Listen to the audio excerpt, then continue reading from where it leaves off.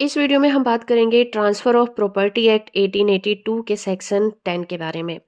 Section 10 transfer of property act related है condition restraining alienation के बारे में। इसका मतलब ये होता है कि कोई ऐसी कंडीशन है जो प्रॉपर्टी को ट्रांसफर होने से रोकती है। किसी भी प्रॉपर्टी के ट्रांसफर में 5 चीजें इंक्लूड होती हैं: सेल, गिफ्ट, मोर्टेज, एक्सचेंज और लीज। तो जब कोई प्रॉपर्टी के ट्रांसफ़र की बात होती है और अगर वहाँ पर मोड ऑफ ट्रांसफ़र नहीं बताया गया है, तो हम अज़्यूम करके चलते हैं कि इन्हीं 5 तरीकों से प्रॉपर्टी को ट्रांसफ़र किया गया होगा।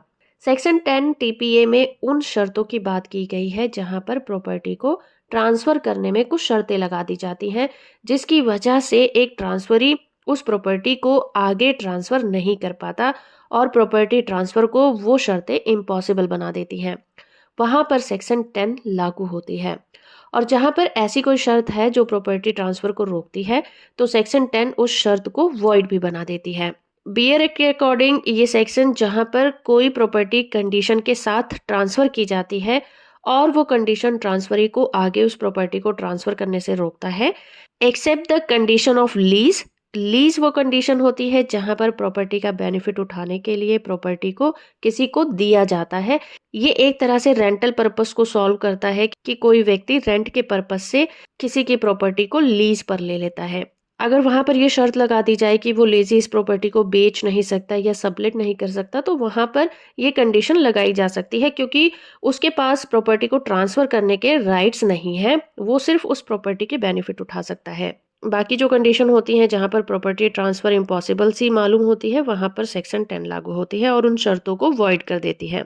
इसकी इलस्ट्रेशन देखते हैं कि यहाँ पर ए नाम का व्यक्ति है जो बी नाम के व्यक्ति को अपनी प्रॉपर्टी ट्रांसफर करता है, लेकिन उस ट्रांसफर में एक कंडीशन लगा देता है कि जब भी कभी बी उस प्रॉपर्टी को आगे ट्रांसफर करेगा तो वो पहले सी को इस प्रॉपर्टी को सेल आउट करेगा। इसके अलावा वो और किसी को इस प्रॉपर्टी को ट्रांसफर नहीं कर सकता। तो यहाँ पर ए के द्वारा ये शर्त लगाना वॉइड हो जाएगा, क्योंकि ये बी के प्रॉपर्टी राइट्स को वायलेट करती है। बी अपनी प्रॉपर्टी चाहे किसी को भी बेच सकता है, उस पर यह शर्त लगाना बिल्कुल गलत है। दूसरा इलस्ट्रेशन की हस्बैंड अपनी प्रॉपर्टी वाइफ को इस शर्त पर ट्रांसफर करता है कि वो कभी भी फ्यूचर में इस प्रॉपर्टी को सेल आउट करेगी तो उसकी कंसेंट के बिना नहीं कर सकती। तो यहाँ पर भी ये कंडीशन जो है वो वॉइड हो जाएगी, क्योंकि यहाँ पर पत्नी के अधिकारों का हनन होता है और वो अपनी प्रॉपर्टी को आगे बिना हस्बैंड की परमिशन के सेल आउट नहीं कर सकती। तो ये था टीपीए का सेक्शन 10। होप कि ये वीडियो आपको इन्फॉर्मेटिव लगा होगा। इसी तरह के वीडियो को देखने के लिए आप मेरे चैनल को सब्सक्राइब कर सकते हैं। वीडियो को लाइक और शेयर करना बिल्कुल मत भूलिएगा।